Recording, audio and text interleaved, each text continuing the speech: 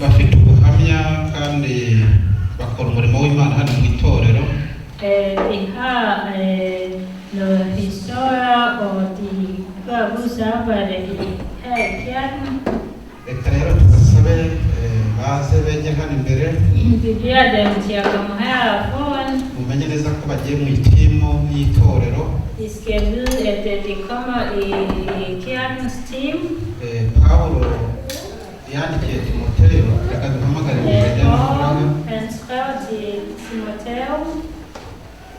Aba bamama rero itorero ryashimye ko bakora umurimo w'Imana. De her møder, kirken har valgt at give dem plads her i kirken. Kandi babiri aho baturuka basengewe kandi bakora mu murimo w'ubudiyakoni. Og derfor de kommer fra, de plejer, og de var diakone i forvejen. Umudiyakoni Bibiliya iratubwira ngo Paulo yandikiye Timoteyo aramubwira ngo niba uri umudiyakoni uzaba wifuza umurimo mwiza. Bibelen den siger, hvis du er diakon, så ønsker du en god arbejde. Hano muri Denmark ntabwo nagenze mu matorero menshi. Her i Danmark, jeg har ikke været i så mange kirker. Ariko ibyo nzi ku murimo w'Imana. Men det jeg ved om Guds arbejde, itorero ridafite abadiyakoni ntirikura. menighed der ikke har diakon, de vokser ikke. Kuko abadiyakoni bafasha itorero kujya kuvuga ubutumwa hirya no hino. Fordi diakon de hjælper menighed til at gå og prædikere nogle forskellige steder. Abadiyakoni bareba ku rusengero rumeze neza. Diakon de kigger om kirkens alt det godt her i kirken. Abadiyakoni nibo bareba muri sitoke y'itorero niba hari ikibuzemo kikagurwa. Diakon de kigger i kassen og ser om der mangler noget i kirken, og så bliver det købt. Abadiyakoni nibo bareba amatara ko dore hano nta tara dufitemo. Nibo bareba amatara ati hari itara ribura rikagurwa. Diakon de dem der kigger om vi mangler lys, og så skal det blive købt. Dore nk'imashini yacu dusanze yapfuye. Vi har for eksempel den maskine der er ødelagt. Abadiyakoni nibo bareba ati dore hari ikibazo cyabayeho tukareba impamvu yabyo. Diakon de dem der kigger på det der er ødelagt, og så skal vi kigge på det. Abadiyakoni nibo badufasha bamaze kubatizwa bakagumya bagakura mu kwizera. Diakon de dem der hjælper dem der er lige blevet døbt, og så de kan blive ved med vokse. Kuko ikintu tujya tuvuga ngo trofas cyangwa se gukura mu buryo bwo kwizera. Fordi vi siger at vokse i troen. Abadiyakoni rero baragufasha. Så det diakon der hjælper os. Twese nk'itorero duhaguruke. Vi læser Some First Timotheus. Timoteyo. Det første Timoteyo. Ibice bitatu. Hvad hedder det? Kapitel 3. Umurongo wa 11. Vers 11. Tera kuri 13. Vi læser til 13. First Timotheus. Timoteus brev. Timotheus brev. Timotheus. Timothy. Har vi på Timothy i Der er dansk? kapitel 3, vers 11-13. Ja.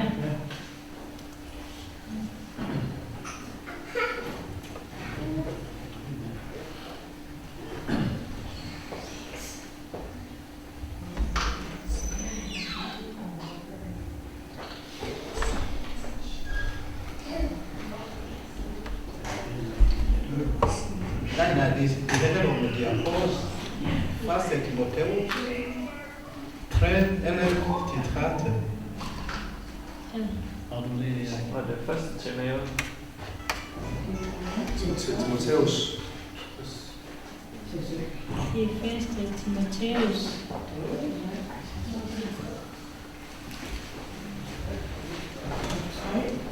Ja.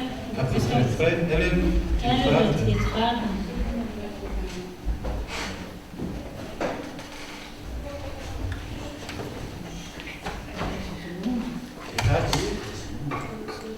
Brev Første Timotheus snakker om diakoner.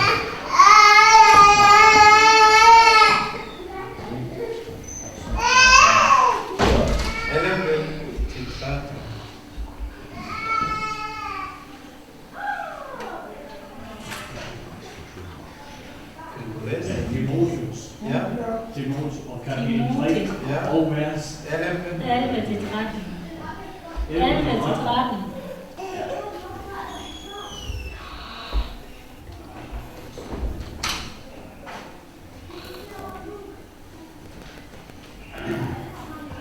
Kvinderne skal være vel anskrevne, og de må ikke løbe med stader, men skal være tro i alt, hvad de foretager sig. En medarbejder i menigheden må kun leve sammen med den kvinde, han er gift med, og han skal kunne opdrage sine børn og styre sit hjem på en god måde. Medarbejderne i menigheden kan blive rimelig belønnet både gennem andres respekt og ved, at deres egen frimodige tro på og vilje i Kristus vokser. Amen. Abanyarwanda haravuga ngo n'abadiyakonikazi nabo nuko baba bitonda, abatabeshya abantu, abadakunda ibisindisha, bakiranuka muri byose. Abadiyakoni baba abagabo b'umugore umwe bategeka neza abana babo n'abo mu ngo zabo, kuko abakora neza uwo murimo w'ubudiyakoni bibonera umwanya w'icyubahiro mwiza n'ubushizi bw'amanga bwinshi bwo kwizera Yesu Kristo. Imana itugirire neza. Rero aba bashiki bacu mu by'ukuri izi nshingano barazujuje zivugwa muri Bibiliya. Vores søstre her, de har alt det, der skal til at være med på her. Reka rero tuhaguruke nk'itorero natwe tubihamye tubakira. Vi skal stå op som menighed og bekræfte det til at give dem velkommen. Noneho tubasengere Imana ikomeze umurimo mwiza yabatoranyirije gukora. Og så beder vi for dem, så Gud kan være sammen med dem i den arbejde, som han ønsker dem at lave. Reka dusenge Imana. Lad os bede.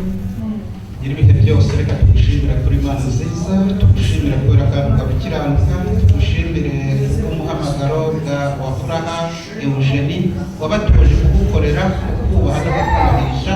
Reka Mwami Imana ubwiza bwe bugumye bubagote n'imiryango yabo.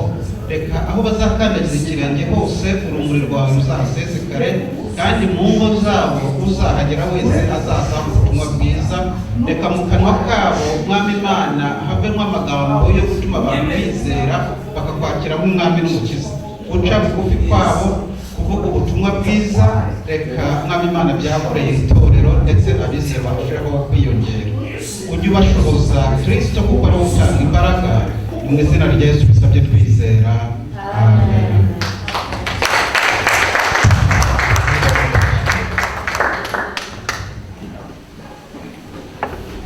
Turakira rero na evangeliste. Vi skal også vi sige velkommen til evangelist Tony. Tony. Evangelist rero ntabwo yashobora umurimo atari kumwe n'umudamu. Evangelist kan ikke den arbejder uden hans kone. Uyu ni umudamu we rero. Hans kone.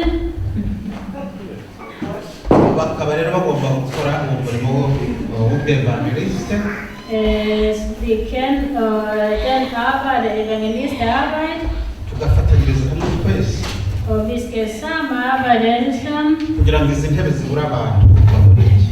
Så den stol her, det kan få folket til at sidde på. Bakaza kumva ubutumwa bwiza. Og så de kom og høre budskabet. Umwevangeliste rero. En evangelist. Tubisoma muri Matayo ibice 28 ntabwo ndahasoma. Vi læser det i Matthæus 28. Jeg læser ikke der. Usoma umurongo wa 19 kugera kuri 20. Når du læser i vers 19 til 20. Yesu yaravuze mu mugende mu mahanga yose. Jesus sagde, at det går i alle lande, i hele verden. Abizera.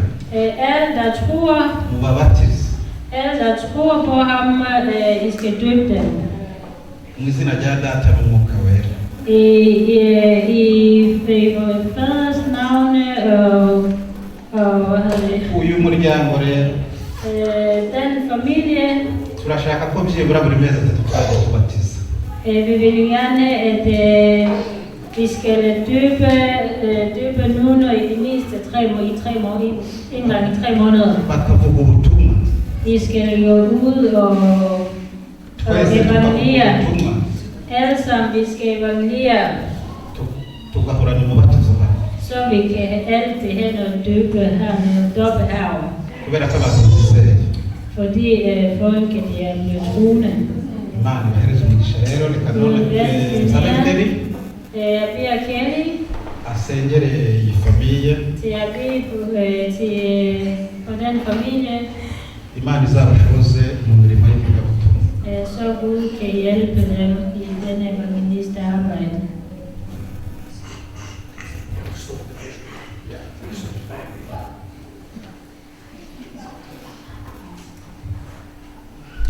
Ja, jeg skal bare give tak og pris for den skønne familie her. Vi takker Jesus, det skal at du har kaldt dem. Du har kaldt dem til en speciel tjeneste. Og Jesus har bedt om din salvelse, den må over den på en helt speciel måde. Tak for det skyld, at du har sendt en evangelist til os. Og vi skal få lov til at opleve, at han går ud, han vinder, eller de vinder mennesker til det evige liv. Og Jesus, jeg beder om kraft og styrke over dem på en helt speciel måde. Og jeg takker dig, Jesus, for at du også vandrer med dem. Du viser dem de veje, de skal gå. Tak, Jesus, for at du salver dem netop i Jesu navn. Giv dem kraft og styrke. Amen. Amen.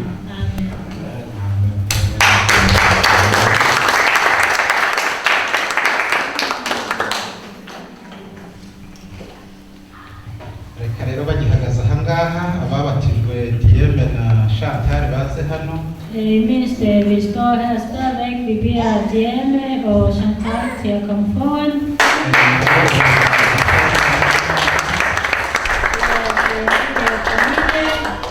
Abangaba rero bamaze kwegurirwa umurimo w'ivugabutumwa. Dem her, de har fået titel på evangeliste. Bagomba kujya bavuga ubutumwa ahantu hose. De skal evangelere overalt. Kuko babihamije imbere zacu. Fordi de har bekræftet det foran os. Evangeliste rero Tony. Evangeliste Tony. Izi ni intama z'itorero nshyashya. De her, det er menighedslamme, nye menighedslamme. Zigombe zibyibuhe mu buryo bw'umwuka no mu buryo bw'umubiri. De skal fortsætte med at tage på både på